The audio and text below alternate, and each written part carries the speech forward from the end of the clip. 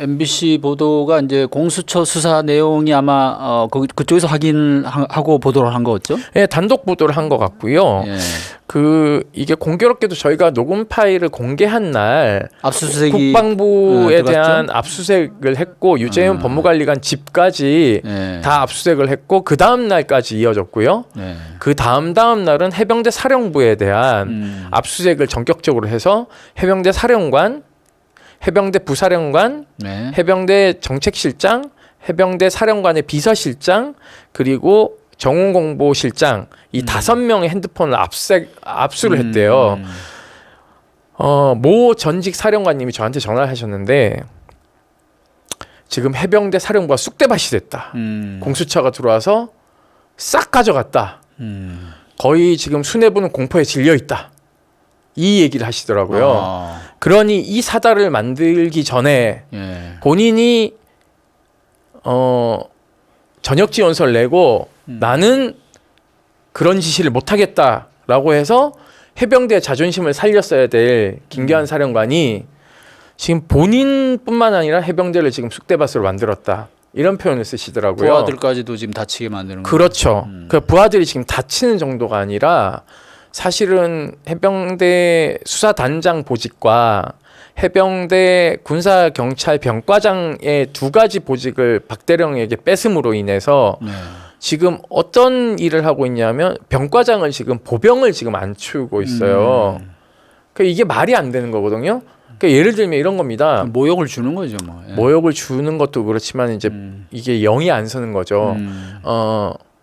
저가 경찰서장은 할 수는 없잖아요. 그게 선출직으로 바뀌지 않는 이상은. 왜냐하면 경찰 공무원은 시험을 치고 거기에 맞게끔 임용 절차를 밟아야 되는 거지 않습니까? 네. 그렇죠? 그래서 문민으로 할 수 있는 건 사실상 뭐냐면 경찰서장이나 지방경찰청장을 교육관 뽑듯이 선출직으로 바꾸면은 가능할 수도 있는데 그것도 요건을 예를 들면은 이러한 경력이 있는 사람으로 국한시키면은 사실상 입후보도 제한이 되는 것이 있거든요. 그러니까 전문적인 수사나 이런 경력 사항이 있는 어떤 라이센스가 있는 사람이 하는 게 아니라서 앞으로 해병대 군사 경찰병과는 정말 엉망진창이 되지 않을까라는 생각을 가지고 있습니다. 그리고 또 한 가지 사실은 그 국방부 검찰단에 대한 네. 압수수색도 네. 진행이 됐어요. 국방부 검찰단은 해병대 최상병 사망 사건의 이첩 서류를 경북경찰청에서 탈취해 오다시피 한 네. 범죄의 혐의도 있고요. 또 하나는 해병대 사령관을 조사한다는 미명하에 국방부 검찰단장이 해병대 쳐들어갔잖아요. 네. 그래서 진술 다 받아내고 원하는 진술할 때까지 다시 재반복시키고 그리고 박정훈 대령을 기소해서 재판에 넘긴 집단입니다. 처음에 이들이 법리를 내세운 게 집단 항명 수괴죄예요. 그러다가 이게 집단 항명이 성립이 안 되니까 그냥 박대령만 항명죄로 기소를 하지 않았습니까? 그러니까 이 사람도 지금 현재 피의자로 입건이 됐고요. 네. 그리고 국방부 조사본부, 그러니까 군사경찰의 최고위 부서인 국방부 조사본부장, 그리고 이 조사본부에 있는 김진락이라는 대령, 네. 이 사람이 국회 나와서 발표도 하거든요. 그 일종의 설거지하는 역할을 해요. 네. 뭐냐면 이첩된 것을 검찰단이 뺏어왔잖아요. 그 서류는 가지고 있고 기록은 해병대 수사단으로부터 다시 받은 걸 다시 제조해가지고 차 떼고 포 떼고 경북경찰청으로 넘긴 장본인들이에요. 네. 그 설거지를 한 게 그 대령이거든요. 그러니까 이 사람까지 지금 다 피의자로 보고 있고 압색을 했다는 거 아니겠습니까? 그러니까는 공수처가 사건이 발생하기 이전의 과정과 네. 이첩 전후 직전과 이첩 이후의 상황에 대한 것들을 모조리 다 들여다본 것 같아요. 그리고 여기서 핵심적인 것은 아마 공수처는 이 고민을 많이 했을 겁니다. 압수수색 영장이 기각됐을 경우에 네. 이거 폭망하는 거거든요. 왜냐하면 압수수색 영장이 기각이 되면 그게 소문이 또 나요. 그러면은 증거 인멸과 이런 것들에 빌미를 줄 여지가 크기 때문에 아마 단번에 본인들이 원하는 원포인트 압수수색을 받기 위한 전략을 굉장히 많이 고민한 것 같아요. 제가 네. 보니까 흔적들을 보면. 왜냐하면 압수수색 영장을 집행하는 형태를 보면 지금 거의 핵심적인 것에 다다르기 위한 저인망식 압수수색이 정확하게 이루어진 것 같아요.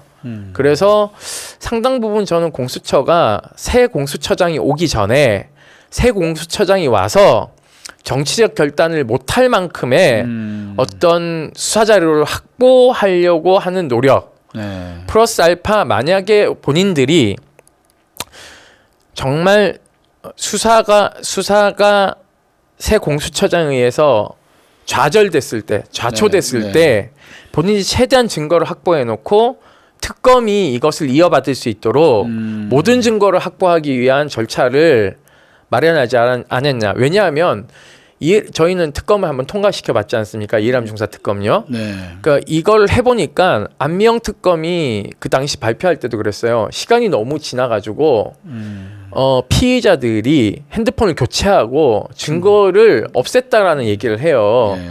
그러니까 이게 시간이 지나면 지날수록 증거인멸의 위험성은 굉장히 높아지는 형국이기 때문에 아마 공수처는 모든 수사 역량을 동원해서 사실 공수처가 수사 역량이 크진 않거든요. 네. 동시 압수수색도 수사 인력이 받침해줘야지 동시 수색이 가능해요. 그러니까. 검찰 조직은 가능합니다. 아마 검찰과 경찰은 동시에 한 100군데도 압수수색할 수 있어요. 왜냐하면 인력이 많기 때문에. 네. 근데 공수처는 인력이 한계가 있기 때문에 압색을 예전에 제가 강욱병 대책회의 인권법률팀장 할 때 당해봤잖아요. 참여연대에서 압색 들어오면 사실은 이제 수사 인력이 증거 찾으려고 컴퓨터부터 앉아요. 네. 그래서 막 들여다보거든요. 그 압수수색 영장 집행도 시간이 굉장히 오래 걸립니다. 증거를 찾기 위한 과정도 있어야 되고요. 그리고 이제 핸드폰도 포렌식에 동의를 해줘야 이제 한동훈 전 법무부 장관은 자기 핸드폰 포렌식 동의 안 하고 있기 때문에 비밀번호 못 풀고 있거든요. 예. 그러니까 사실은 그런 거는 압수수색을 해봤자 본인이 동의하지 않으면 열 수가 없기 때문에. 그리고 아마 제 생각에는 공수처가 통화기록 내역까지도 많이 확보했을 것 같다라는 생각을 가지고 있습니다. 그래서 뭐 하늘이 도운지 모르겠으나 저희가 녹음 파일을 공개하고 나서 많은 지금 변수들이 일어나고 오늘도 그런 맥락에서 이런 새로운 대통령실의 개입이 지금 정황이 드러났기 때문에 네. 국회의장께서는 이 국헌 문란 세력에 대한 정확한 의회의 권능을 보여주셔야 된다라는 취지에서 해병대 생존 어머니께서 오늘 그 일종의 신문고를 치면서 네. 본인의 이제 억울함, 정확하게 얘기하면 아들의 억울함을 호소를 한 것으로 알고 있습니다. 저희가 이제 같이 했는데요. 네. 그래서 하여튼 오늘 하여간 큰 울림이 있었습니다. 예. 예. 그동안에 이제 군인권센터에서도 지속적으로 이제 문제 제기를 하고 특히 이제 대통령 그 외압 부분요.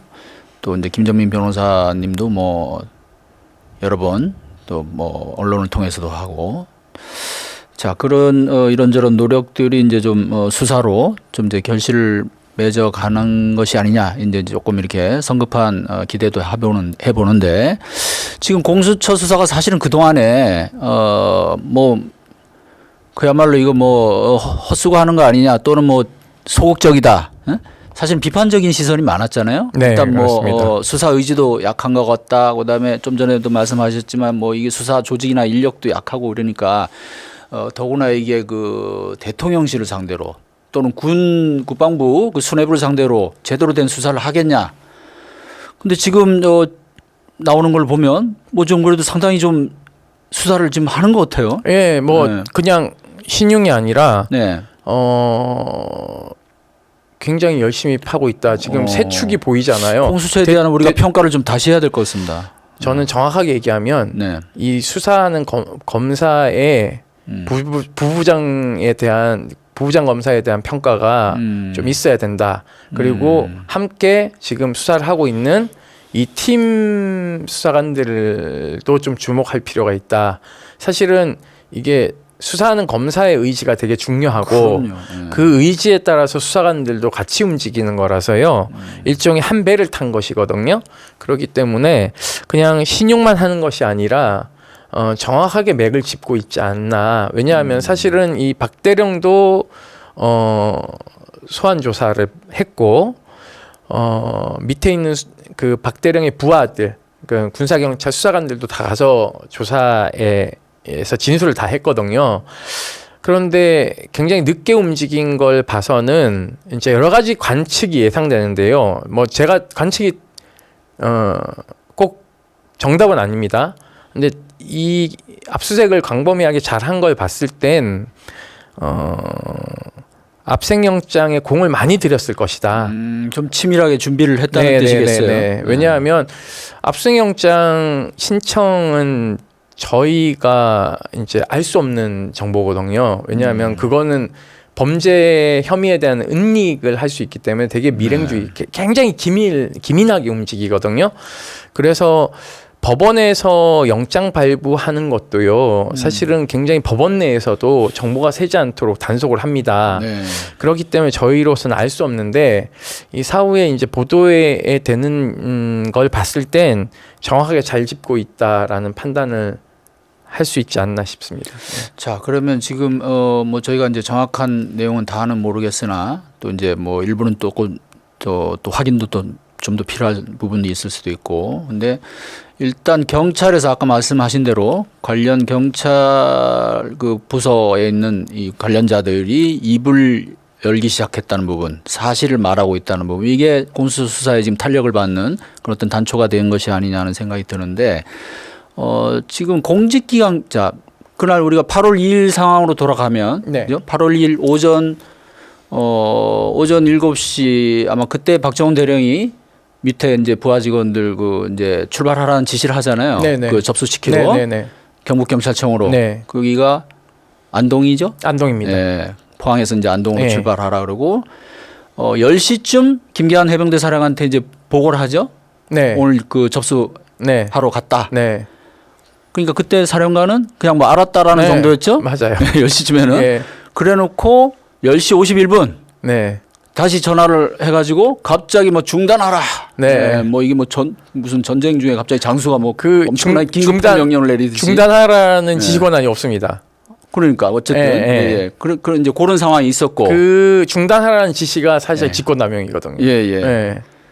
그런 이제인데 보면 지금 저희가 파악한 거로는 김기한 사령관이 국방장관한테 지금 해병대 수사단에서 이첩을 하러 갔다라는 보고를 한 게 11시 13분 뭐 이렇게 네. 알려져 있는데 네. 그럼 우리가 이제 사건 흐름을 보잔 말이죠. 그러면 이때까지는 적어도 아마 더 상부 대통령실이나 이쪽으로는 아직 보고가 안 됐다고 봐야겠죠. 뭐 자기네들끼리 막 조율하고 있었을 개연성이 높고요. 우선 해병대 사령관이 당황했을 거고 상당히 이걸 어떻게 해야 되나. 처음엔 아마 보고를 해야 되냐 말아야 되냐도 고민했을 것 같아요. 네, 맞습니다. 그러니까 좀 시간이 걸렸잖아요. 그러니까 이게 갑자기 사령관이 입초 중단해라고 얘기한 게 결국은 이게 사령관하고 국방부 장관이 다 사인했잖아요. 이대로 하라라고 한 것을 뒤집어 엎을 수 있는 사람은 단 한 명. 국군 최고 통수권자인 윤석열 대통령인데 이게 지금 해명이 돼야 되는 것이거든요. 근데 본인이 지금 해명을 안 하고 있잖아요. 그러니까 이게 가장 큰 문제다라고 생각하고 있고요.